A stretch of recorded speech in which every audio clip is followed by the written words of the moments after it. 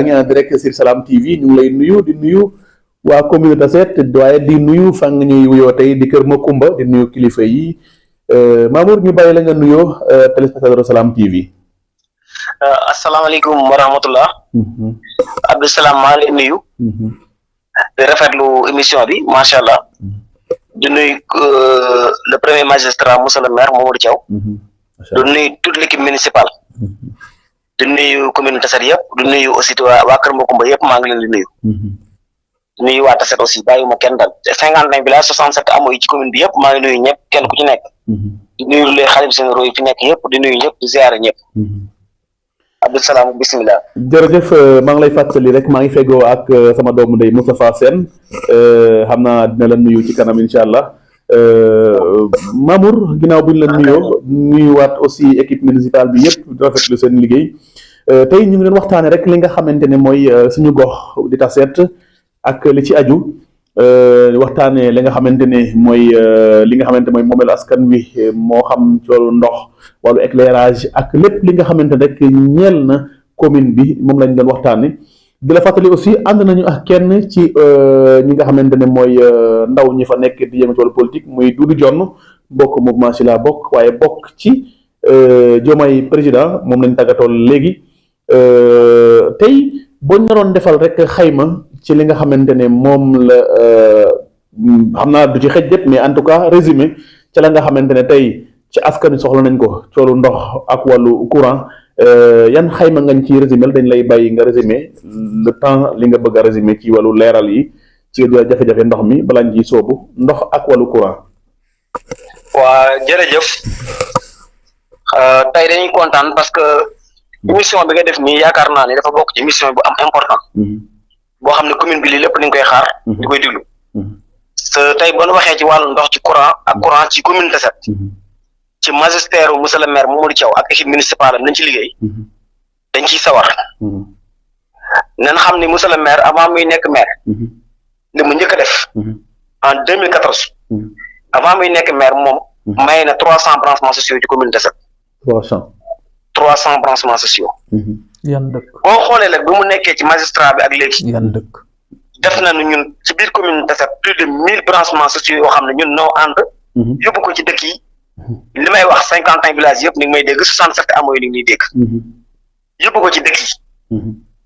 bi mu defee loolu ngay ndox moo xam ne tey da la ko doon jël doo ci joxe 5 francs moo koy jël yóbbul la kër robinet ba sa biir kër nga branché la mu xeli. joxe woo ci dërëm. def na ko fi. bin ci weesu loolu. bin dikkee di koy def branchement yooyu danañ am ay tuuti tolof-tolof. parce que ñëpp xam na ni CO dafa am ñoom ay tests yoo xam ne moo leen tënk. mooy distance bi xam ni moom mooy nekk diggante tuyau 63 bi ak kër gi xam ni fa war a branché la ndox mi.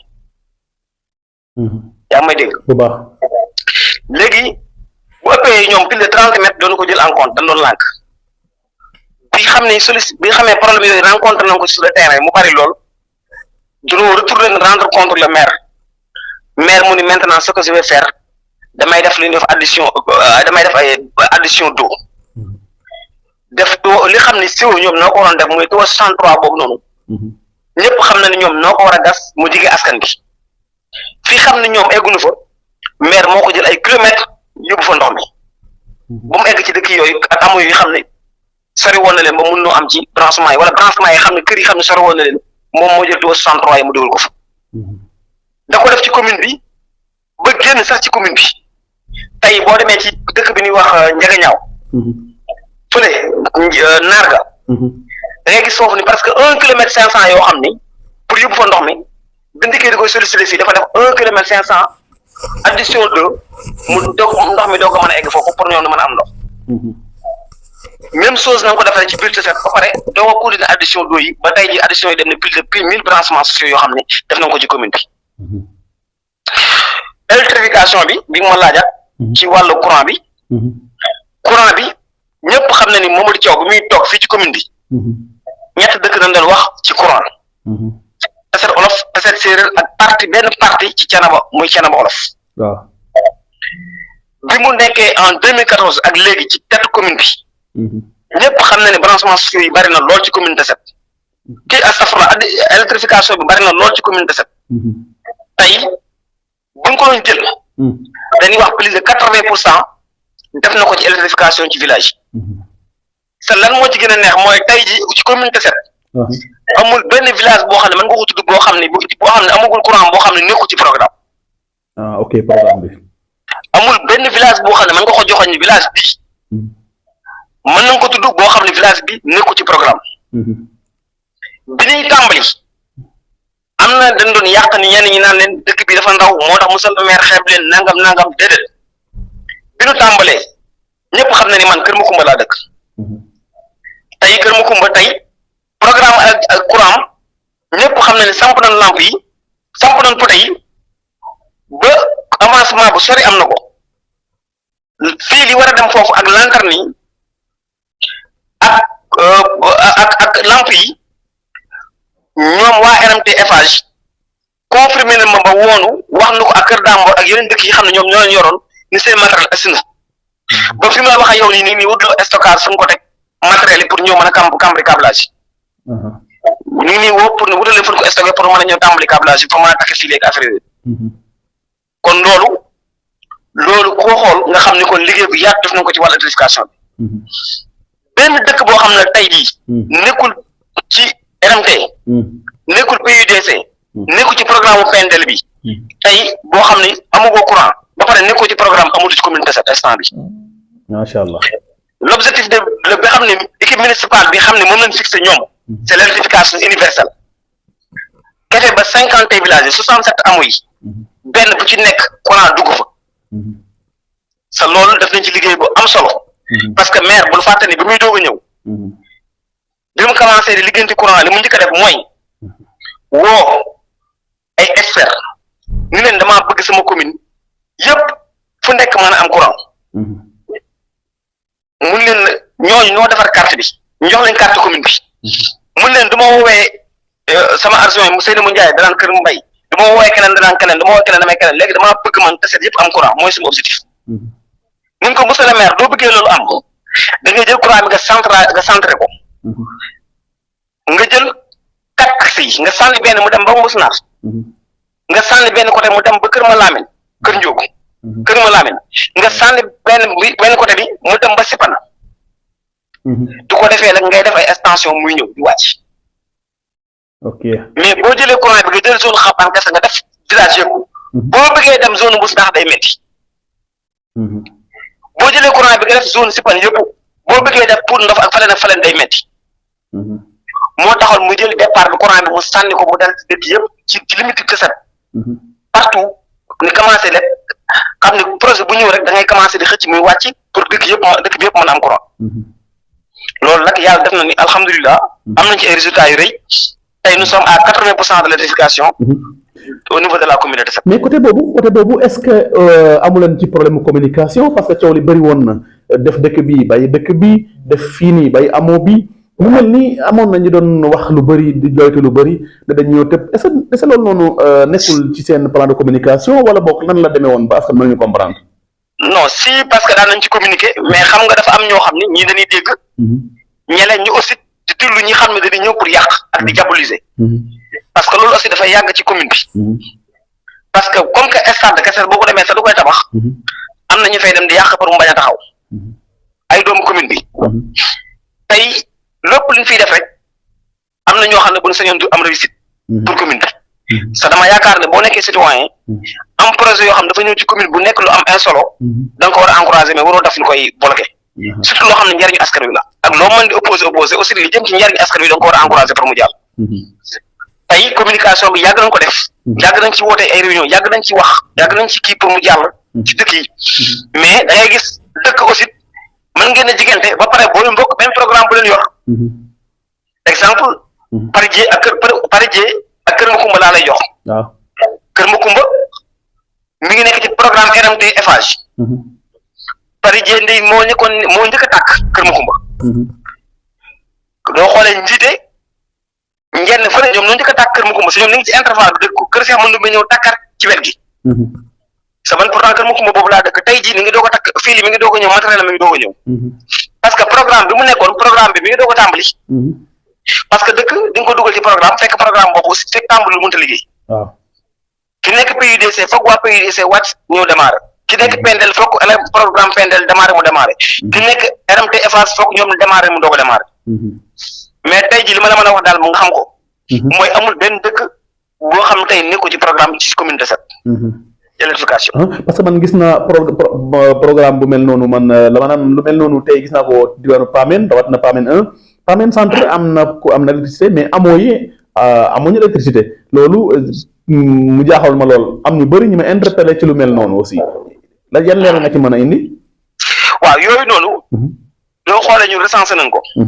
sa maire programme ci extension. pour foofu yëpp mu mat. boo xoolee ci am na ci zone yoo xam ni. boo jëlee exemple ci biir Mbousnakh amoon nañ fa cas bu mel noonu. parce que exemple boo jëlee courant nga jox ko mu ñëw bi ñu dikkee ba commencé liggéey bi. chef de village bi dañ leen moom lañ interpellé moom mu nekkoon personne morale. boo xoolee Mbousnakh ñaari yoon lañ fa yóbbu courant yóbbuwaat. sa benn programme ko waroon liggéey il a fallu que beneen programme demaat fa encore. sa loolu mënoon na ñàkk. mais bu ndikkee ànd ak chef de village bi moom mu leen dëkk bi fii la yem. xam nga kii ñëw di liggéey nga ko dëkk bi fii la yem foofu la yemale kii bi liggéey bi. ñoom la ñëw samp def seen lépp wàcce câblage wàcce taal dem seen yoon. mu indi mu suscité benn sio bu bari. même sio waaw mooy le cas de waaw mooy problème Mbousnakh Ngourbane. mooy problème Mbousnakh Ngourbane ba quoi.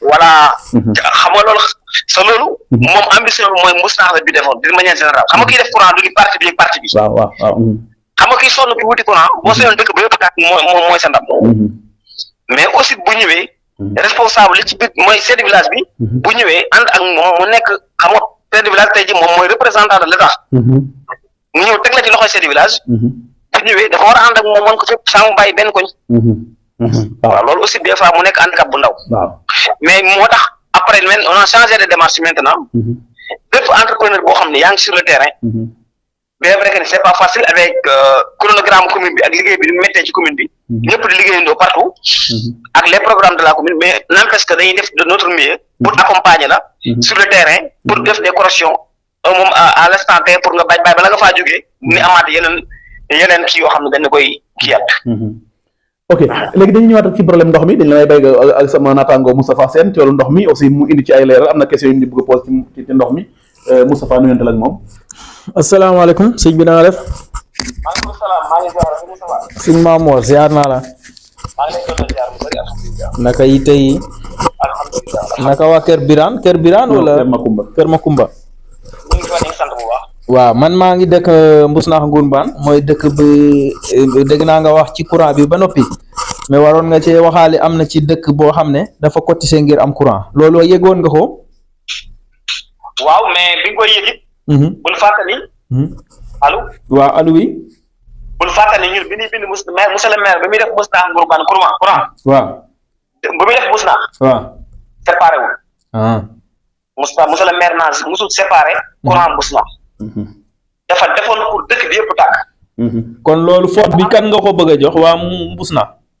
non dama ni. dafa defoon pour dëkk bi yëpp tàkk.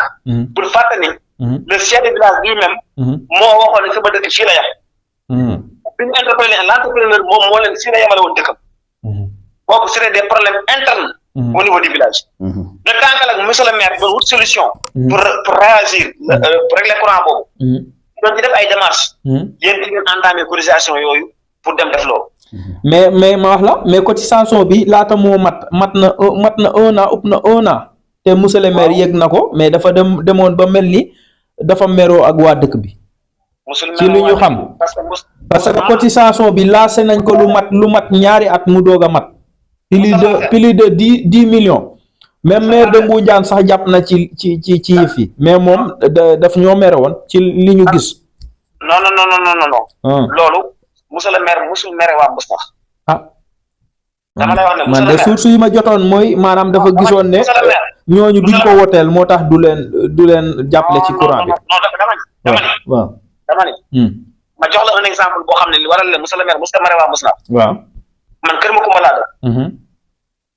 bureau de vote Kër Ahmadou Ndoumé bi xam ne fa laay voté waa Kër Makumba dafay voté. monsieur le maire n'a jamais perdu dans ce bureau de vote. il a toujours gagné depuis 2014 ba léegi. sa Kër Makumba googu tey ñoom ni ngi taxaw di xaar ñu eggale seen courant pour mu tàkk. Mbousnakh kon bul fàttali en 2014 boo mën a caw bu muy ñëw Mbousnakh. bi muy voté bi ñu ko pour élire ko. bureau de vote bi mu fa amoon. 3 voix la fa amoon. yaa ngi rappelé loolu. waay te teewul daf leen a yóbbul courant monsieur le maire li mu wax ci magistrat mooy.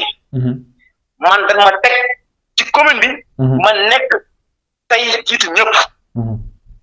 lépp ñëpp dama am obligation ma yemale ñëpp ki ma contre ak ki ma bëgg. ci ànd ak man ak ki ànd ak man.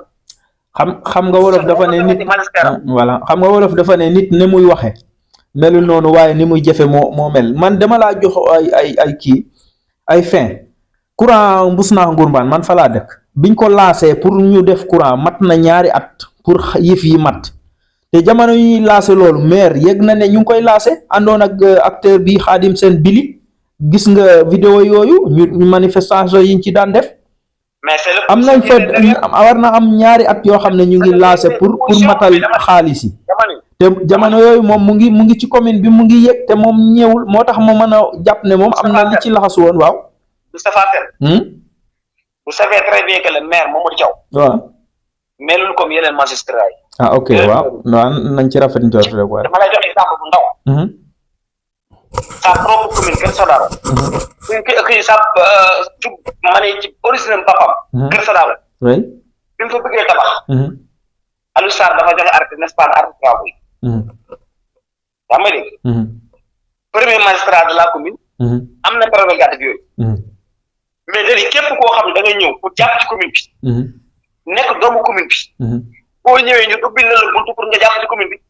comme que moom dafa nekkoon di defut projet bu eggale pour beneen marché boo xam ne dañuy eggale phase bi des Ngourmbane Mbousnakh Ngourmbane. te parti boobu eggagul. ba tey nag am na village bu fa amul courant Kër Aliou Tine voilà. non dëkk yëpp mënuñu am courant. mais am na benn parti bu am au moins am na fu am. man dama lay wax ay fee dama la Kër Macoumba bi ma dëkk amagul. dama la fépp xam nga tey da ngay xool fa ñu jógee. point de départ ngay xool. mais 21e siècle ñëpp a soxla ndox ñëpp a soxla courant lépp liy dundi lu baax ci dundi nit ki ñëpp a ko soxla. dama ni ñun au niveau de la région de Thiès. oui. diggante 2014. ak 2024. pourcentage bi da am en terme de réunification. amul benn commune bu ko am ci région Thiès je défie quiconque. pourcentage bi taset am. yi mu taal ci village ci courant. amul benn commune bu ko am sa xam nga aussi taset yow commune boo xam ne 50 village la 60 amoo sa amoo bu ci nekk tey village bi. amoo yëpp ay village man doo demee tey Kër Birane. Kër Birane Ndoyeen Kër Birane moo ko Ndoyeen sa amoo la. amoo yëpp tey ay village man. loolu aussi foog mu sóoraale ko. waaw voilà léegi nañu wax ci ndox mi dégg naa nga wax ci wàllu barragement ndox yi. nga ne am na ci yoo xam ne dafa xëccal leen ba ci biir kër yi loolu xanaa Mbousnakh sunu côté bokk ci de ak ñàkkum ndox mi nga xam ne moo amoon ci koor gi passé yëgoon ngeen ko ak lan ngeen ci defoon. Mbousnakh man tey bu fekkee ay preuve mën naa la envoyé ay image yoo xam ne man maa dem man sur le terrain man mii di wax ak yow. ànd ak moo gerkar le coordonnateur des jeunes ñun dem di yóbbu ndox mi ci biir dëkk yi. te am na ci ñoo xam ne wallaahi bi ñuy wàcce ndox mi seen kër yi xamul leen xamul luñ tudd. man du ma jàkkaarloo ñoom ay image kese la am ak ñoom. est-ce que du moment yooyu ay élection moo doon waaj. musul am local yi. non ñun ndox. musuñu ko def sax terme élection. yu ci bëri dañ doon bàyyi sax élection yi jàll ndox ko eggal. parce que monsieur le maire doo waxaan sax la ko wax élection danaa la non affaire élection bu lee moo tax ngeen nar a dem noonu bàyyi ba élection yi jàll man damay liggéey. damay liggéey pour la commune loolu moom fi te ça qu'il a toujours dit. gëj nañ koo gis de ba élection yi passé kenn gisu ko fa de. te bu ñu ñëw kenn gisu ko ci gox bi maanaam dañu seetlu ne suñu autorité yi bu ay séance électorale bu ñëwee daal ñu bari fa tànk trop bu fekkee ne élection yi jàll na nag dootoo leen gis fenn surtout jafe-jafe yi ndox mii ma lay wax nii ci koor gi ñàkkum ndox mi am na ci ñoo xam ne ay ndoxum teen lañ doon naan ci koor gi. lu ñuy wax équipe municipale. waaw bu ñuy wax équipe loolu moo tax ñuy wax équipe. Mamadou Thiaw ne pas être là toujours avec les populations. ñëw toog taset ñi dañuy dafa taset. parce que xam nga li ñu def taset lépp bu toogoon taset duñ ko def. c'est la plus réalité. bu fekkoon dafa toog tey taset. stade bi nga xam ne ñëpp dañuy wax ni ci commune départementale taset ko si am kon duñ ko am. bu fekkoon taset gi. waaw mais équipe boobu ngay wax noonu moom la gars yi dul gis équipe bi nga wax. ci ñàkkum ndox mi il fallait que bu ñàkkum ndox amee ñu am ñoo xam ne génn nañ wax nit ñi lan moo waral ñàkkum ndox mi. xam nga ñàkkum ndox ñun xam nga tey mbus naa heure bu problème ndox amee ndax bu sàkk ni mbus naa aussi bokk na ci jour bi xam ne bokk na ci di ëpp li ñu tëj tuyau 63 ba pare ndox mi seer na non taxawal bal meggale mbus naa bokk na ci di sàmm yi di tëj tuyau 63 bi bokk na ci jour bi ëpp li koy tëj sàmm yi di koy tëj te ci ba tuyau 63 boobu heure bu tojee secteur bi mu concerné yëpp CO da koy coupé te souvent bu tojee pression ndox moomu noonu mënut a nekk benn rek boo xam ne ko rek dans des conditions immédiates parce que pokalin bi mooy ñëw pour mën a kii ndox mi parce que pression ndox boobu moom kese moo koy gas daxal te pokalin bi ñoom dañ basé wu loolu seen compétence la seeratu ndox boobu nga wax léegi aussi na nga xam ne ndox mi c'est privatisé dañ ko privatisé secteur privé la ndox mi tey commune bi yoru ko tey ndox mii nii yor mooy servir fii ba fi mu laa jof yor même cour bi la monsieur le maire bu mu toogee depuis mu toog lépp loo xam ne démarche def na ko ci ànd na ci sax ay collaborateurs maire ñi xam ne noo bokk secteur bi pour résoudre problème boobu ils ont plusieurs fois remonté ces informations au niveau ci kaw ci gouvernement bi partout fu ñu ko war a jooy nañ ko def na ci démarche yi mu mën lépp mais loo xam ne la domaine boo xam ne la c'est privé def nga ne ku xool discours le président Bassirou Diomaye Faye bii passé wax na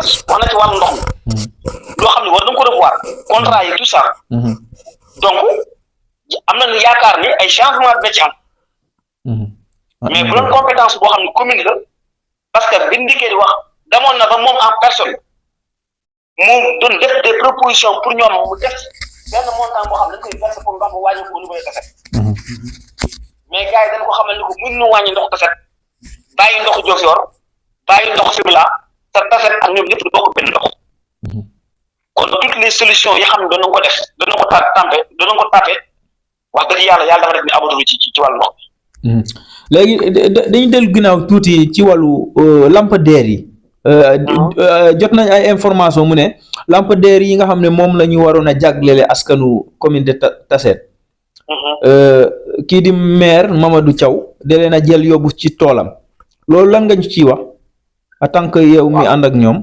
waaw loolu moom boo ci waxee dañ ci sawar ko tontu ci waaw loolu lu am la dama ne loolu du nekk lu am am na non damay bàyyi ma expliquer voilà ma ni lampadaire yi ANER bi ko yor moo ko sous-traité Acotra bi mu ko sous-traité Acotra commune Sénégal yëpp ñi ci nekk yi xam ne bénéficié nañu bu ci nekk 200 lampadaires nga ci am Mamadou Thiaw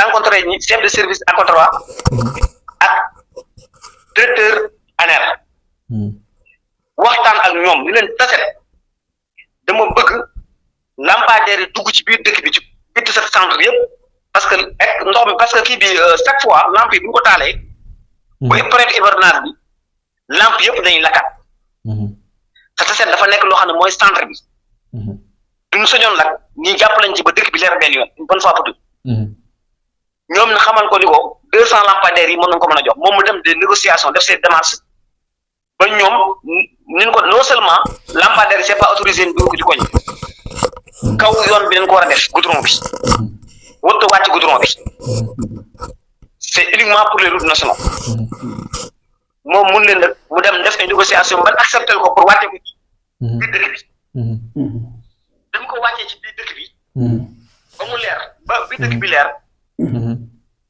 moom def na ay démarches pour biir dëkk bi loolu matul woon mu demaat ay démarches ba joxaat ko 150 lampadaires mu dem jëli 150 lampadaires yooyu mu tas ko ci biir dëkk bi te mu ko tasee ci biir dëkk bi am na dëkk yoo xam ne jamono ji ñu koy tas dëkk yooyu boobu nekk bu woon ci programme ci dëkk yooyu nekk woon ci programme te nekk bu woon ci programme dëkk yooyu am na ci 80% dëkk yooyu yoo xam ne tey jii yóbbu nañ foofu jotoon nañ faa yóbbu aussi lampadaire 80% yoo xam ne yóbbu nañ fa lampadaire maire mu ni dama bëgg aussi jumaa yi nekk ci commune bi comme nit ñi dañuy julli ci fajar ak guddi gi sa wóoru ni fexe ba ci jumaa yëpp ëpp ni julli comme ni mu ko daan defee def koy weer koor ñëwee mu yóbbu ay mokat ak ainsi de suite yu mel noonu mu ni nan ko fexe ba jumaa yooyu bu ci nekk am ñaari lampadaire boo xam ne dina wër jumaa bi foofu yëpp leer nit ñi bu ñuy julli di nekk en sécurité léegi aussi ci jumaa yooyu mën naa laa wax ni la ni ma ko waxee ci dëkk yi 80% jumaa yi matul mais li ci ëpp ci jumaa yi tey jii am na ay lampadaire dafa nekk. waaw mais est-ce que fi tollu am na village yoo xam ne amuñu courant jamono yooyu boo demee toolam la ko wër yëpp ay lampadaire la est-ce que loolu lu rafet la lu sérieux la. nekkul toolam dama ne nekkul toolam baal ma ñëw. am ay piste yoo xam ne. boo jëlee piste bi jamono yi mën baax am dem ci armée lu mag yi te set séeréer bi. nit ñi nañ ko génne mu ànd ak piste boobu ba génn dëkk bi. dem ba ci armée yi. génn dëkk bi. dëkk yi xam ni dafa nekk ci diggante fii ak campement sax mu nekk ci rang bi sa xam nga ni actuellement ni rang boobu noonu 16 milliards yi gars yi commencé na defar nañ pont yi ba liggéey bi tàmbali na. pour contrôler ko. mu ne dëkk yi mu traversé bokk ci communauté secrète dañ ko fee ba samp fa ay lampadaire. ci la kër Cheikh Modou bi amee. kër Modou am. jiite ngeen ñoom ñu ci kaw kër tali ak kër Abdoulaye Diaw. mu ne dëkk bu mu ci traversé na nga ko samp ba ànd ak yow ba génn dëkk bi ni continuer. beneen dëkk yi aussi bul fàtte ne ñun. dafa amoon vol de bétail aussi bu am ci commune de Sène boo xam ne dafa métti woon.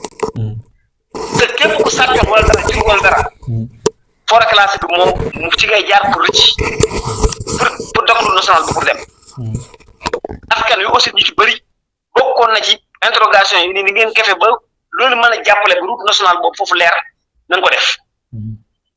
mu commencé ak ñaari sources yoo xam ne aussi am na fi mooy gendarmerie bi. boo jàddee tey ji ci raaraa boobu ngay wax jëm toolam. foofu du tombé ak tool mer nekk fa ça n'a rien à voir parce que gendarmerie bi bu ñu fàtte ni gendarmerie bi. bi ñuy tabax. sa budget génne ni commencé liggéey bi. gendarmerie bi mi ngi ci kaw axe boobu. site boobu foofu la nekk juste boo yaatee Tessette Pël à droite. foofu la gendarmerie bi nekk. bul fàtte ne école élémentaire bu Tessette Pël aussi foofu la nekk. loolu bokk na ci critères yi taxawoon ni sélectionné piste boobu pour mu jàll dem foofu. muy vol de bataille bi. gendarmerie brigade gendarmerie bi war a nekk foofu.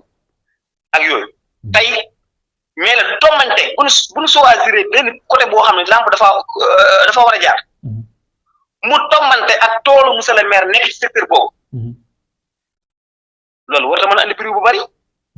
parce que tey jii bul fàttali lampadaire yi ñuy jël. bi koy yóbbu muy def Tessette Pël jaar ci goudron bi.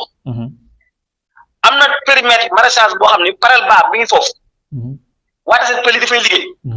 tool la lampadaire da koy romb seen sens la. piste bii ni jël. bee mu romb ne jëm côté jëm Pamel. sama dem cimetière yi. ku mu romb ci toolam. te sens la. kon. pour ñu jël débat bi ñu focaliser ko ci tool monsieur le maire tool monsieur le maire tool monsieur le maire en plus moo wax la benn affaire. le premier magistrat lui-même. bu mu yëgee ne lamp yi bi ñu ko sampee noonu ba pare. premier jour bi mu ñëwee foofu. li mu njëkk a def sa première réaction. te ni lamp yi nañ ko dindi fii. nañ ko dindi secteur boobu mu jóge fa. moom kan moom Mamadou Thiaw. moom Mamadou Thiaw lépp di jógee périmètre am moom dafa nañ ko génne foofu. ni wax ko critères yi xam ne moom lañ sélectionné parce que dafa bàyyi équipe pour ñu liggéey. ni wax ko critères yi xam ne mën nañu ko sélectionné ba def ko ci. mu ni peut-être ñenn ñi mal intentionné du ko gisee noonu. ci jamono jooju fekk na giri bi mooy giri bi xam ne mooy lonku lamp yi xam nga lamp yi nit mënu ko gas nit mënu ko attandi ko. ci jamono boobu giri bi relié na ba dolluwaat kii service am mais du fekkoon giri bi à l'instant T. kon sax lamp yi du ko fa fekk. mais nag mënoo gis Tessette yëpp nu mu leeree. nga gis dëkk bi yëpp fi mu ko samp jumaa yi xam ne dëkk yëpp fi mu ko jaar nga xool ci lamp yi jaar yëpp partout à Tessette nga xool Tessette ñaata lamp la leen teg la woon 200 lamp nga xool waa ji ni mu reyee ba am nombre de lamp yi bu am le double nga xool benn secteur donc boobu la ci intéressé nga dem ne waa ji lamp yi toolam la ko yóbbu loolu politicien c'est purement politique. kon lamp yi nekkul toolam. lamp yi demul toolam ci piste la jaar. te piste bi mu jaar. brigade gendarmerie mi ngi fa. piste bi mu jaar école élémentaire Tessette Pël mi ngi fa. mais toolam baa ngi foofu. pour dem ci toolam. mais tool baa ngi foofu ci lamp yi. mais parce que tool bi moo tombé ak forêt classique bi. tool bi dafa sës si forêt classique bi. mais lamp yi dafa wër tool bi bu fekkoon ne benn voie rek la jël ñu mën a wax ne dafa tombé. waaw oui. lamp yi wërul tool bi. ah wërul. ñett lamp yi traversé ñu noo ko def. ah kon wërul. pour gars yi génne déglu ma rek. pour gars yi génne ci forêt classique bi bu ñu génnee. pour bu ñu jubsee gis lumière bi duñu mën a xam fu ñu jaar. loolu ñun noo ko def. la jeunesse yi noo ko doon def bi ñu koy def maire n'était même pas au courant. il n'était même pas au courant maire à sa plus grande surprise dafa ñëw gis lamp gis boobu yëpp am. mais évoqué woon nañu ko du ko sàcc yi moo tax ak askan wi parce que ñun bu ñuy liggéey dañuy déglu askan wi aussi. parce que moom moo ne wax ni participation citoyenne budget participatif bañ na ko budget yëpp dafa leen def participation citoyenne leen impliquer les populations de tout ce qu'on fait. déglu xalaatu nit ñi déglu daataan xalaatu nit ñi. te man PNDL bi ma yor ba ma ko yoree ba léegi loolu laa ciy liggéey damay déglu askan wi. kon yéen ñi nekk à la base bu ma leen fi tegee aussi loolu la def da ngeen déglu askan wi li ñuy wax. mais c'était demande de la population ñoo ko doon demandé. kon nag bu benn petit groupe utiliser des casquettes politiques. ñëw di wax ay waxi lamp yi yëpp monsieur le maire. loolu laa ci amoon pour leeral ko foofu. waaw am na solo léegi dañu yóbbu ci ay élection présidentielle yi passé nii ñu gis ne kii di monsieur le maire Mamadou Thiaw Benno Bokk Yaakaar lañ ko xamee woon ba élection yi jàllee nag gis nañ ne Benno Bokk Yaakaar ci élection présidentielle yi passé dañ leen fa lapp yu méttee métti mais gis nañ ne ñu bari seen opposant yi ci commune ba mooy ñi nga xam ne ñoo leen fa gagné waa coalition Diomaye ñu ngi leen di accuser yéen da ngeen a bëgg a traciner loolu nu mën a demee noonu te yëf yi ne fang leer nañ ay image yaa ngi fi ba muy soutenir Macky Sall ñu tuddee woon boppam Amadou Ba kii Mamadou Thiaw Baye Fallou Macky Sall ñu tey dem ba tey jii ngañaay am ñu bëgg ko ak kii moom loolu nu mu mën a demee loolu ñu ci mën a leeral. waaw. ma wax la benn affaire. mos ngaa gis ni yaa gañe nga di damaa gañe ba pare ak koo wàcc. mais ñoom ñoo gañe. non tax war a dafa lay laaj dama ne mos ngaa gañe ba pare ak koo wax. mais est-ce que ñoom dañoo wax ni ñoo gañe te gañewul. 5 élections successives laa gañe la Mamadou Thiaw gañe commune Tassette. ah.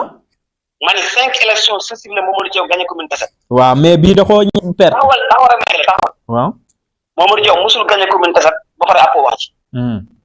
bu gañee day dem liggéey. xam nga lu xam ma la expliquer pour nga comprendre. Mamadou Thiaw dafa am lu mu wax. dafa ne njiit. yàlla mooy jox ci nguuram mu jox ko. sa ku xam lan mooy njiit. bu ko yàlla defee ci nguuram nga jox ko da nga koy nungul lu ko yàlla defal. ak qu'importe le prix. mu ne Bassirou Diomaye Diakhar Faye mi xam ne moo jiite réew mi. ak le président le premier ministre Ousmane Sonko. képp kuy Sénégalais li nga leen war a ñaanal ni réussir. parce que bu nu échoué. ñoom ñu nekk ci kaw a kaw. bala noo yëg si bitik bi. sama askan waa ko fekk noo njëkk a yëg métit bi. bala noo yëg coono bi. village yi Tassette ak sama askan dinañ ko yëg. kon ñun dañ leen war a njëkk a ñaanal ñoom réussir balaa dara xew. félicité na ko remercier félicité leen. mais félicitation c'est kañ la mos a nekk crime ci réew mi yow mos ngaa gis nit génn félicité ko nga génn ni ko parti bi kenn du fi ñëw fii kenn du fi rallier. non mais dafa am ñi wax ne moom ci boppam. kenn du fi rallier na daa félicité. non c'est Bassirou Diomaye Faye le président de la République. waxewul ni Ousmane Sonko waxewul ni. sa ñoom ñooñu ni dañuy tere ralliement monsieur le maire waxul ne damay rallier ba léegi ñoom ñu koy dañu koy tere. taxaw jël micro di wax. limal ma ko ci nekk ñaata parti nga jaar. mais ma wax la dafa am ñi nga xam ne dañoo yëg ne Mamadou Thiaw ni mu bind ci Facebook bi. li mu bind liir nga ko liir naa ko non. waaw. lu tax amul droit félicité Bassirou Diomaye Faye. waaw mais félicité na mais moom ci loolu dafa wax ne surtout Dakaractu ni moom Diomaye la wote. loolu da nga koy dëggal wala dëggaloo ko. il n'a jamais dit ça. waxul loolu. liir ko wax ma li mu wax. waxul tam Diomaye la soutenir. dama ni yow yaa liir Mamadou Thiaw wax ne Diomaye laa voté. non texte bi ma gis Dakaractu loolu la wax. non texte bi nga gis liir nga ko liir naa ko c'est du français. wax ma li mu wax. léegi wax ma ko rek ma xam. non dama ni Mamadou Thiaw n'a jamais dit que ni votal naa diw. moom kan la jàppale woon ci élection yi léegi pour mu leer kan la jàppale woon Mamadou Thiaw kii Amadou Ba wala Diomaye la jàppale ci élection yi. ñëpp dama ni commune Tassette. waaw. en très bon rythme électoral. kan moo gis mos a gis Mamadou Thiaw élection yi ñëw ba élection yi jeex.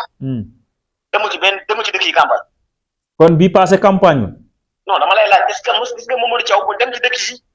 est-ce que kenn nit mos naa gis Mamadou Thiaw mu taxaw mos naa ne voté leen candidat Macky Sall wala voté leen diw dama lay laaj. est-ce que mais gis nañu ay image moom ak Amadou Ba ba muy ñëw Thiès. dama ni waaw gis nga Mamadou Thiaw mu ñëw mos naa campagne 50 village. non campagne bi fekkuma fa. kan moo gis Mamadou Thiaw mu dugg Ngelor campagne kan moo gis Mamadou Thiaw mu dugg Sessène Diack campagne kan moo gis Mamadou Thiaw mu dugg Kër Ndiogou Ndiaye campagne. léegi loo bëgg a wax kan moo gis foofu Mamadou Thiaw mu dugg Thièyène wala mu dugg campagne. loo bëgg a wax foofu. xam nga Mamadou Thiaw. waaw. aw askanam da koo gënal lépp. aw askanam. moom il n'est pas là pour sa personne. askanam moo tax mu bëgg a transimer. non taxawal il est là pour la population de Tassette.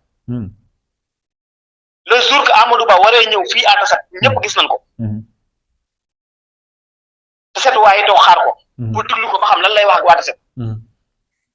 mu manqué respect Tassette jaarul Tassette.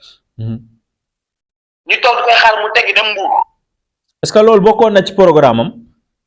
non dama ni c'était programmé à Tassette. ba mu ko defee. Mamadou Thiaw dañu man Tassette moo ma gën a lépp. Tassette moo ma gën a lépp c'est ça qu'il a dit. mu resté toog ci ruqam ni man je travaille pour le Sénégal je travaille pour le Tassette je suis pas là pour ma personne bu doon moom dafay nekk pour sa personne kon xam ngeen ni mu daan campagne dugg ko ci àll bi ñëpp xam nañu ni mu daan ànd ak équipe am dugg ci àll bi parce que bu ñu demee ba dem naan bay élection ni laajte yéen est-ce que ni lan la maire wax kon xam ngeen ni kon Mamadou Thiaw campagne. est-ce que nekkul ne moom dafa amul woon yaakaar ne mën naa gagner élection yi. ci commune bi non yaakaar. il y a ce qu'on appelle lu mu doon àdduna dignité ak respect. sa askan moo laa war a gën a lépp. dignité ak respect sa askan da lay gën a lépp benn moment. kon yéen a ngi ci opposition bi wala yéen a ngi ci da ngeen tracé loolu lañ bëgg a xam. dégguma. actuellement nii yéen waa Mamadou Thiaw ak yéen ñi ànd ak moom yéen ci pouvoir bi. loolu question boobu seul moom moo ko mën a tontu. déet mais yow miy liggéey ak moom xam nga position am xanaa. ñun on est là pour travailler pour Tassette pour maintenant. moment bi may waxee yow ñun Tassette ñu ngi liggéey pour Tassette ak Sénégal. yow lan moo la ci gënal. lan moo la gënal ci lan. pour opposition wala pouvoir. ñun magistrat maire nañu jox commune Tassette. sunu mandat jeexagul ñu ngi liggéey ak Tassette. waaw. Tassette moo ñu liggéeyal fi mu ne nii fi may waxee yow nii. ñun ñu ngi liggéey ak Tassette c'est li ñu doon liggéey ak Tassette. amul benn activité boo xam ne dara arrêté na fi may waxee yow nii. est-ce que ragalu leen vague bii nga xam ne moo leen fa gagné ci élection présidentielle yi bu amoon ci local yi di ngeen fa jóge. mais vague bi damaa bëgg nga xam nga d'accord nga xam benn affaire bu yow nga xam ko. vague bi xam nga kan moo gagné. kan moo gagné. xam nga kan moo gagné. ku gagné. Bassirou Diomaye ak Ousmane Sonko noo gagné Sénégal. waaw mais vague bi ay nitam ñoo fa nekk. waaw gis nga air changement bi soufflé woon. waaw pour gagner. waaw. Sénégalais li nangu woon Ablaye Wade. waaw. nungul ba bañaloon ko doomam aussi mu teg ko. duñ ko nungul Macky Sall. duñ ko nungul keneen aussi ëllëg. lii mooy dëgg gi mooy changement bi xam nga dama la wax benn affaire xam nga dama wax la ñoom gañewul. mos ngaa gis gañe ba pare dem da ngay monter comité après. loolu de mënu ma comité électoral da ngaa war a dem nga monter ko. dem campagne gañe am sa base fekk fa sa base. gañe ba pare doog a ñëw damay dem ci dëkk boobu monter fa comité. dëkk boo xam ne ñi ma woon fa teg sa tànk avant élection nga bàyyi ba gagné ba pare da ngay dem di monter jee comité sama gars yi dafale baaxul Bassirou moo gagné ak Ousmane Sonko. mais yaakaaroo biñ demaatee élection locale Bassirou dina gagné ay nitam dinañ leen gagné. heure changement bii. waaw. ñoom ñëpp toogal kenn yëkkatuwul. waaw Bassirou ak Ousmane Sonko gagné Sénégal. mais li ma la wax mooy yaakaaroon ne vague bii bu demaatee ba local yi mën naa laalaale maire yu bari. yu mel ni commune de Tassette. xam nga nit ñi population Tassette nit ñi dañoo yeewu. waaw. nit ñi xam nga dofatuñu léegi. waaw loolu moom du ma am la. def benn dëkk ay ndaw wër ma lu ma 30 de personnes jour élection ma ñëw taxaw ni lu ma ni seen ma ni ñëw taxaw nuyu ma ni ma Mamour élection yi de ñun da laa seen xamul la da laa seen rek ni ñëw nuyu la fekk na ci benn waxtaan ñun Macky Sall suñu xob moom du votel ku ànd ak Macky Sall duñ ko votel duñ votel Macky Sall duñ votel Amadou Ba Ousmane Sonko nañuy votel kenn ki ni ma man étudiant la en géographie xàmmeeku na Mamadou Thiaw mun ma suñu dëkk bi li mu fi def ne ma suñu dëkk bi moo fi indi yoon ci nguuram nañ fi amee yoon suñu dëkk bi ci nguuram nañ amee poste de santé suñu dëkk bi ci nguuram nañ amee CM suñu dëkk bi ci nguuram nañ amee courant addition d'eau bi la li mu fi def macha allah kon ñun xam nañu fu mu teg xam nañu fu mu féete ni ma bés bu soxla woon fii ba 10 ans heure bu soxla woon ni mobiliser woo nii votel monsieur Diomaye Faye noonu la ñuy mobiliser waat pour voter ko danoo nekk ak population Sénégal boo xam ne population bu mature la commune bi ñu nekk allo oui. personnes yi nekkal nit ñi ni nekkal léegi commune bi ñu nekkal nit ñi dañoo ñor Sénégal ñëpp a yor Sénégal ñëpp a yeewu boo liggéeyee nit ñi xam nañu boo liggéeyee nit ñi xam nañu am na ñu doon campagne ñu àndoon seen nit ci caravane dugg ci ànd ak ñenn yi dem lañ leen wax ni nga doon dégg mais ànduma Macky Sall mais Mamadou Thiaw la àndam c'est partout dans les villages c'est ça la réalité population yi dafatul kon nag li ñuy def nii moo tax man la léegi nit mënoo gagné ba pare ak koo wax parce que boo fekkee da ngaa gagné mu wóor na ni yow yaa gagné da ngay teg say perspective di xool nooy dérouler say action mais gagné ba pare nga teg say série de médias ni naa profité télévision rajo yeeg télé yëpp naa fa dem waa ji baaxul nañu audité fii dama la wax benn affaire gestion de PNDL ma lay wax nii PNDL moo nekk structure boo xam ne a été audité nañ ko plus de 8 fois ci gestion magistère Mamadou Diaw mësa am pour parler ne Mamadou Diaw auditeur la mësa am njaaxum foofu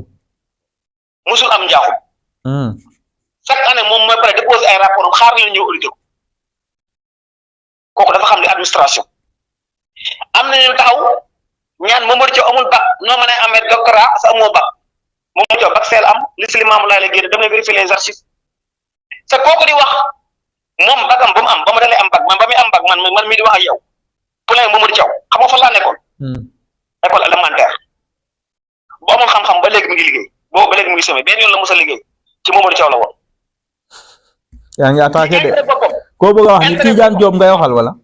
non man tudduma kenn dama ne intérêt boppam. bu fekkoon intérêt askan. mais man ci intérêt boppam. mu andi réeroo. dama ni. barki dem mooy Ndiaye 2019 yàggul. nga taxaw naan ko Mamadou yaa fi baax Mamadou yaa fi gën li nga fi liggéey kenn mos ko fay liggéey moo tax ma ñëw ànd ak yow tey nga taxaw na ko yaa bon ñenn ñi yor. ñenn ñi xëy na daa gisatul lu ko doy ci moom. déglu ma. ma yow ba ngay jaaxal dama ni nan défendre intérêt commune bi. bañ a xool suñu intérêt bopp. nan fàtte suñu bopp. gis nga ñun ñi di wax ak yow nii. ñi ci gën a ndaw ci ñi man mi di wax ak yow. ñun ñëpp am xam-xam maa ngi sama master 2. man maa ngi sama master 2 en suivi évaluation des projets. ñun ñëpp a jàng gars yi kenn defatul. waaye xam nga lu ñu ñor. dañuy futt ku ñëwul défendre commune bi.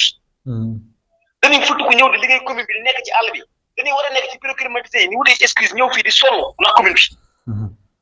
chaque instant. ñu ci commune bi di sonn. parce que li ñu gëm mooy dañoo war a assister commune bi ci lépp parce que nit bu la jëlee ne la yaa ma day doxal yow daan teg sa kanam commune. carte boobu dafa diis. bu ma jox dinaa man nelaw ma yéen amoon droit nelaw. benn guddi dañuy dem léegi-léegi 5 programmes yu bokkul 4 heures du matin fekk ni ci tente yi ni xëy entrepreneur bi ñëw war a liggéey ni ànd ak moom nekk si terrain bi yow nga yor sa micro nekk ci mbedd mi ak rajo yi ak télé di wax rek ba koron yi àtte jëf ak wax.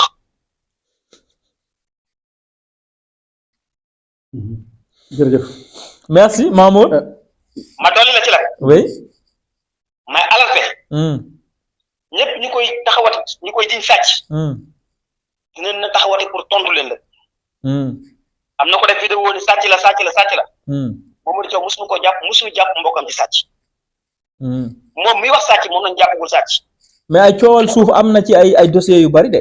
non dama ni moom lañ fi jàpp sàcc coowal suuf la bu ñuy dañuy dossiers yoo xam ne dañ koy wax génn papier bu xoo dara génn rek wax dafa yomb quoi xam nga opposé dafa yomb non coowal suuf bi du ay opposant la ko sëqal bii waa Mbousnakh ñoo population Mbousnakh ak Carrière mooy 15 hectares yi yoo xam ne am na ku ñu waxal léegi mu ne mu ngi ci yoon loolu la ñu ci mën a wax. mi ngi ci yoon. waaw ba wax nañ ne li waral piste yi nga xam ne ñoo dugg biir Mbousnakh du programme PNDL moo ko fa indi waaye partenariat ak Carrière bi nekk ci gox bi moo ko waral. waaw mais kon loolu la ñu ci mën a wax comme partenaire bi baax na ba léegi. waaw mais ay. non dama ni partenaire bi kon amal na njëriñ commune bi. mais ci ay wàllu suuf la. suufu askan lii la bëggoon moom la ko tayle moo waral loolu. déedéet. léegi waxal yow loo ci mën a wax. nee na non man dossier bu ñoom nee na mi ngi ci yoon loxoy yoon. waaw. nan xaar yoon def liggéeyam. yow loo ci mën a wax. non man dama ci wax comme nee na mi ngi ci loxoy yoon nan xaar yoon def liggéeyam. yow loo ci xam. dama ne. waaw. ñoom loolu ñuy wax xam nga nit mënoon comme neex nga truquer ces informations rek di ko wax xam nga dama la wax dañoo yàgg wax diabolisation. non. xam nga bul fàttali dama la wax benn élément de taille xam nga. li ma la wax ni ay fin la de. amoon na programme bu fa amoon moom mu demoon daje ak waa Mbousnakh. dama ni la jeetaay boobu mujjul woon ak jeetaay boobu mujjul woon ak te ñooñu du ay politiciens al waa population Mbousnakh ñoo ko dalaloon foofu. jeetaay bi attention. mujjul a àgg. ñaata association moo amoon Mbousnakh yu doon defar intérêt Mbousnakh. non association bi benn la mooy Sedim. te Babacar Sène jiite ko. non il y avait deux Sedim et l'autre nu mu tuddati il y avait deux. L'autre finalement c'est rangé. non Sedim moo ko fa évité woon Babacar Sène moo ko fa évité woon jeetaay bi àggul. parce que lépp moom wax nañu ne Mamadou Thiaw li mu fa doon wax waxi politique c'est la fa doon wax. mais dama ni du Babacar Sène il y avait deux man fekk naa séance de ce travail. il y avait deux. il y avait Sedim. ak l'autre j'ai oublié l'association. Sedim mooy Mbousnakh ci kanam. Sedim mooy Mbousnakh ci kanam non Mbousnakh ci kanam il y a deux associations man je connais très bien li may wax. ñaar moo fa am. yu défendre l'intérêt de Mbousnakh. waaw ñoom bi ñu demee dañuy jël ñoom bi ñu jëlee carte dañuy ñoom fi dëgg gi far fa la ñuy far la gaz bi mu demee ba mu leer ñoom ni ñëw ànd ci équipe municipale bi ñu ni fii la dëgg gi féete lii leer na si ñaañi ci ñun dama ni ñoom ku say intérêt menacé wu parce que nag boo demee ba say intérêt wu menacé wu parce que da ngay dem ràqantu fee ak benn entrepreneur bu yëkkati ci commune bi fekk fee du mois mu jox la benn montant nga def sa poste après yow léegi ngay xeexal waa ji nangam mais li mu seq commune du ci def dara léegi nag bu ñu demee ba dossier yi commencé leer nga digg woote pour jaxase askan wi ak nangam pour bañ mu leer dama ni mi ngi ci loxo yoon nan ko bàyyi ak yoon ñun c'est pas à nous. mais yow mën nga ñoo wax piste yooyu Mamadou Thiaw moo ko fa def. wala partenariat Carrière bi moo ko fa def. dégg nga piste yooyu Thiaw moo ko fa def maire. c'est lui qui a invité moom tey ji lépp ci loxoom la jaar parce que bi mu doon toog ba muy lépp ci moom la doon toogal ku ko mën defee ci moom la toogal moom moo doon ànd doo doon dox. biñ ko daan bi koy commencé ñun noo nekkoon sur le terrain ànd ci ak moom ñun noo doon dem premier jour yi bañ na ko ba ñoom Mamadou Ngom on peut être na mën noo nekk des témoins des faits ñun noo doon nekk sur le terrain ba piste yi démarré ba liggéey bi am ak lépp ñoo ko doon superviser. kon est-ce que du daa amoon lu mu làqoon ci suuf li taxoon mu koy def. lu làq ci suuf ci lan. maanaam problème mu suuf yi ñuy wax foofu 15 hectares yi ñuy coow. jël leen dossier vous avez les dossiers il faut les mettre. il faut ñu amener les dossiers vous nous parlez des problèmes de suuf yoo xam ne amul benn dossier boo xam ne concret. en tout cas taxaw supposition on parle pas sur des suppositions. en tout cas évité nañ ko foofu daal waaye jeetaay bi agul. jeetaay bi egg na de. agul. ñun noo wax ba ñoom noo wax Mamadou Thiaw di wax pour leer askan wi ñoom ne bañ mu leer. population bi yëpp la jug soulevé wu ñu ànd ci ak Mamadou Thiaw man fa laa nekkoon j'étais là-bas ñoom noo bañoon mu leer benn groupe de 10 personnes bu bañoon affaire bi leer. non c'est ça moi j'étais là-bas. maa ngi woon teew ci débat bi ba mu jeex takk maa ngi fa benn groupe de 10 personnes noo bañoon mu leer ci askan bi. doomi Mbousnakh ngay waxal nii de. Mamadou Thiaw di wax ñoom Babacar di sawale parce que bëgg noonu mu leer te mooy dëgg ba mu leeree la askan wi ñëw ànd ak moom man maa ngi foon toog. waaw bàyyi ma jox la salaam. waaw maa ngi leen di. voilà vraiment bon maa ngi toogoon di déglu rek seen débat yéen ñaar. mu am solo lool ndax li ci ëpp yëpp leeral bi moo ci ëpp solo. li nga xamante ne askan wi bëgg nañ ko dégg. ndax xëy na ñun peut-être li ñu dégg ci mbedd mi ak li ñu dégg ci waxtaan yi la ñu mën a indi comme question xëy na peut-être nga am ci leeral ndax leeraloo pour ñun mais li ngay leeral pour askanu Tassette yëpp mën a dégg mën a comprendre.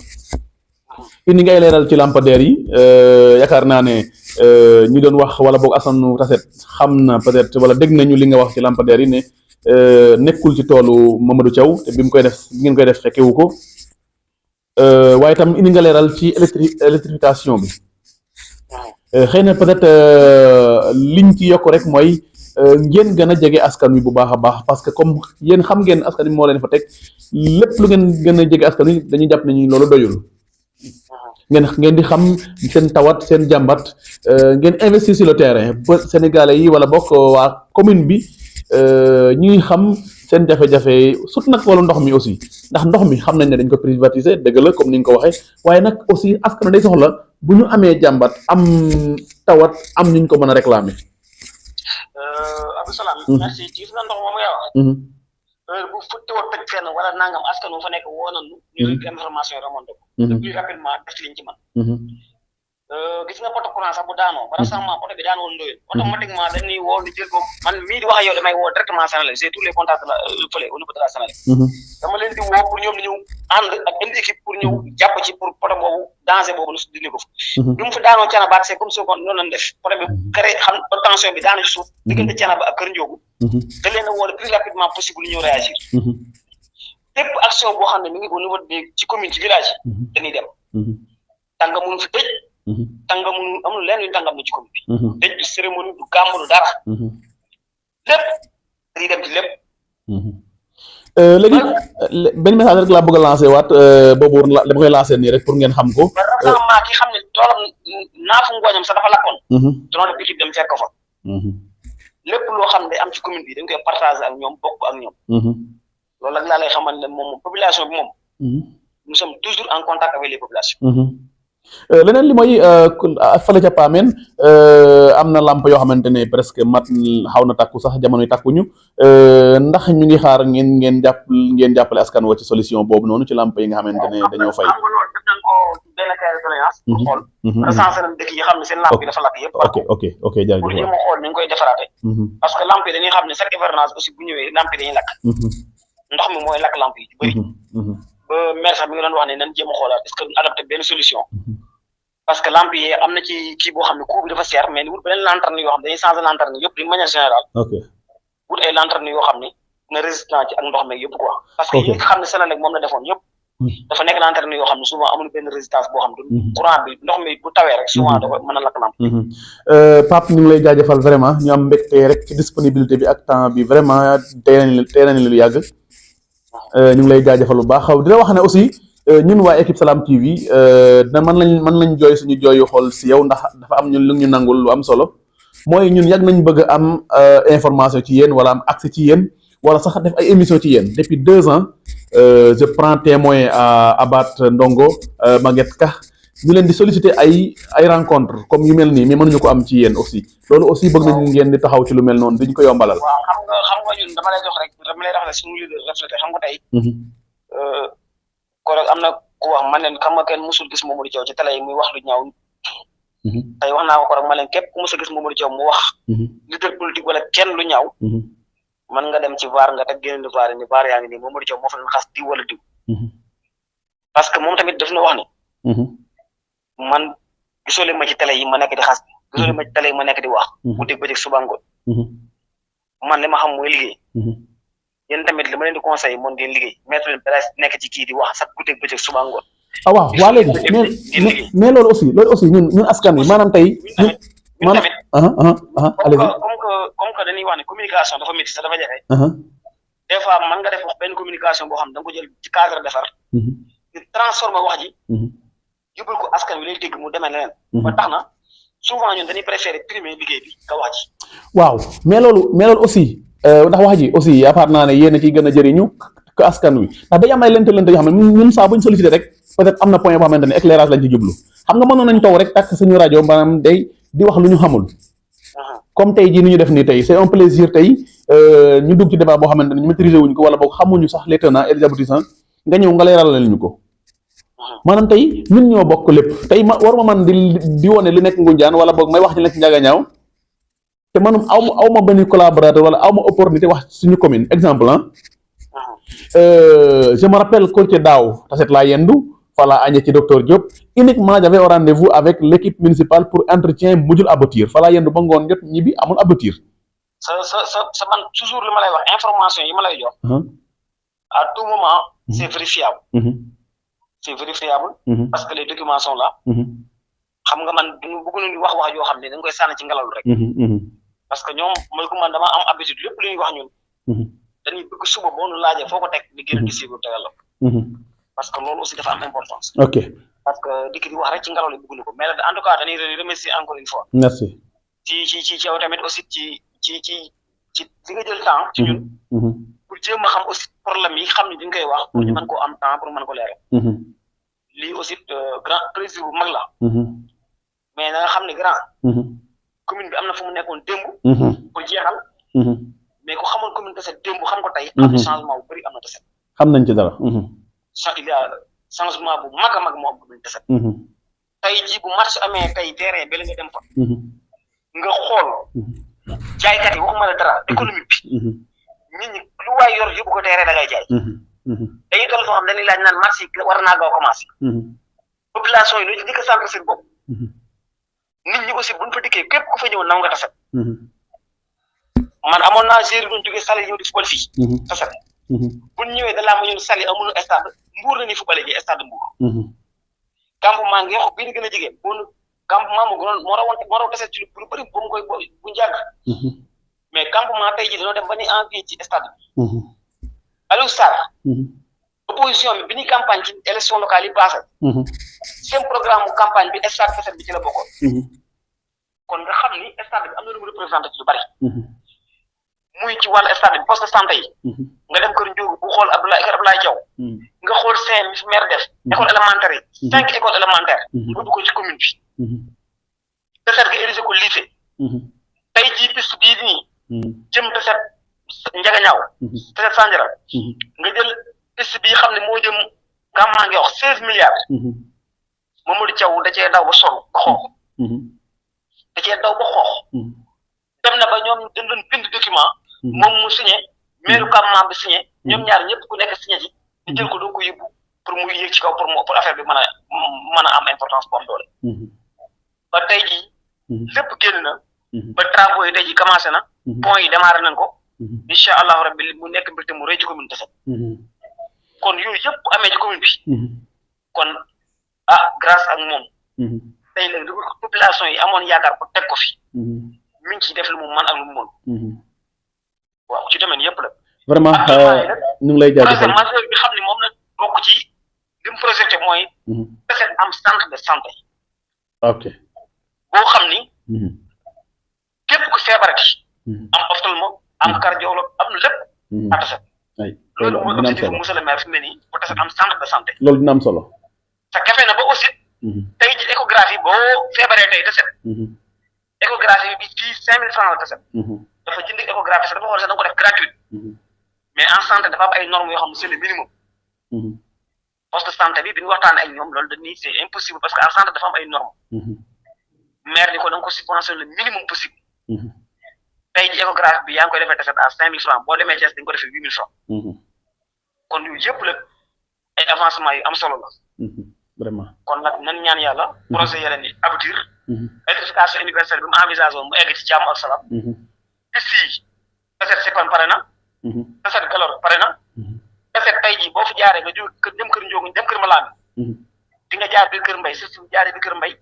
jaar kër Ngouda Samb jaar biir kër Ndiogu jaar Thiel dem ba kër Malane Ndiaye nga gis travaux yi mu nekk ay kon ma gisee ko doo ko taxaw naan mètre carré piste amu fi moom moo koy wax waa kër Malane duñ ko wax waa kër Ndiogu duñ ko wax waa kër Mbay si duñ ko wax ak waa kër Ngouda Samb sunu yaay yi xam ne dañu jaay Gelor bu nawet defee xam nañ ba xam piste Gelor bi am na njëriñ am na njëriñ dëgg la piste bii xam ne Sipane daan taw ñu war a football si grand nekkoon nga fii ci stade bi xam nga lu fi daan xew danaan dem ba gisaan des fois jaare Kisaan relier Thiès doog a ñëw Tassette léegi seen piste bi dañuy daw ba ci stade moins de 20 minutes de Tassette fukki kon axe bi des axe yi des bëreetul beneen piste bi bi war a jaar Kër Birane bentoo daanaka phase bi def na lépp daanaka démarré lay def moom lay démarré bentoo mu des piste bi xam ne piste Mbusnaa bi aussi ak bu Kër Makumba bi war a jaar Kër Makumba jaar Touba Dieng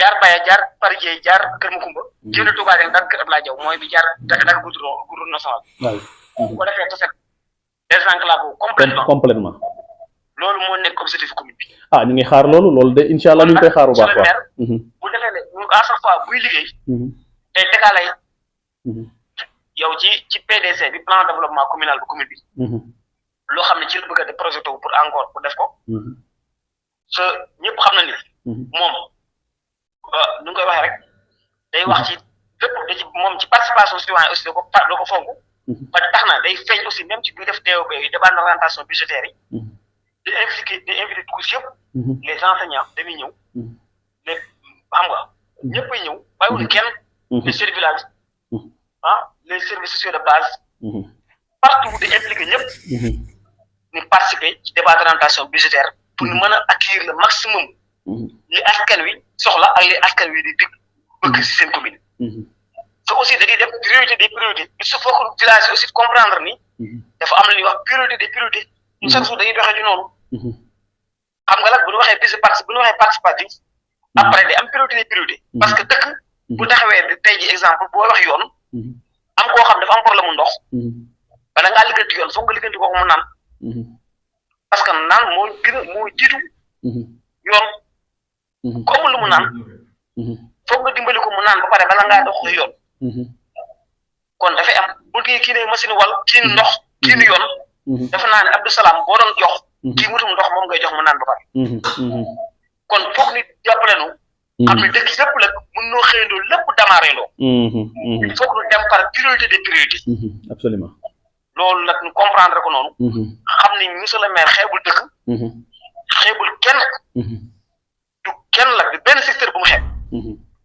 parce que centre de santé gis na ni ñu koy subventionné chaque année poste bu ci nekk la mu néew ne da nga ko jox 5 millions en médicament kon yooyu yëpp bu koy def pour jàpp pour bëgg na lépp dox mi ngi jéem a laal fépp daan dajul suuf lépp mat aussi yàlla rek ko man mais li ngi def notre mieux mais damay waxaat encore une fois bu fekkee dañoo bëgg a xool li monsieur le maire def am na leneen lu war a mën a wane ñu dem ci tool yi di filmer naan dafa jaar fii dafa romb tool monsieur le maire vraiment loolu c'est de la loolu basas la ko amul sens ok dañ joxante waat dig daje rek xam naa ne ñàkkul xëy na dinañ am occasion ñu mën a toog sax def plateau gën a yaatal incha allah merci beaucoup Abdou Salam merci beaucoup ok merci beaucoup vraiment ñu ngi koy jaajëfal ci leeral yu am solo yi nga xamante def na ko di Mamour Diop ñu gën ko xam ci Pape Diop bokk ci ndaw yi nga xamante dañu ànd ak monsieur le maire Mamadou Thiaw vraiment di jaajëfal internet yi ñi nga xamante ñoo ñu doon topp boobu ba léegi